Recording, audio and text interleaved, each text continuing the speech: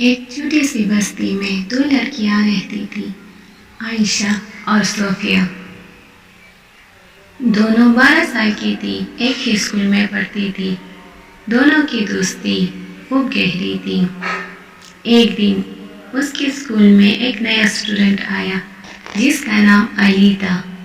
علی بہت امیر باپ کا بیٹا تھا۔ عائشہ کو علی بہت پسند آیا اور اس سے دوستی کرنے لگی، لیکن صوفیہ کو یہ منظور نہیں تھا۔ عائشہ اور صوفیہ میں لڑائی ہو گئی۔ عائشہ نے کہا میں علی سے دوستی کروں گی، لیکن صوفیہ نے کہا نہیں، میں نہیں کر سکتی، میں نہیں چاہتی کہ تم بھی علی سے دوستی کرو۔ عائشہ نے کہا تم کیوں نہیں چاہتی؟ صوفیہ نے کہا کیونکہ علی بہت امیر ہے، وہ ہمیں سمجھ نہیں پائے گا۔ عائشہ نے کہا تم صحیح نہیں ہو، میں علی سے دوستی کروں گی۔ کچھ دنوں بعد عائشہ نے دیکھا کہ علی ان کے ساتھ بہت اچھا اخلاق اور ویوہار رکھتا ہے۔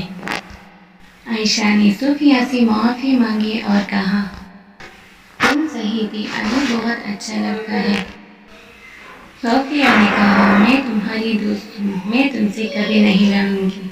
دونوں لڑکیاں پھر سے دوست بن گئی۔ ہمیں ایک دوسرے کو سمجھنے کی کوشش کرنی چاہیے۔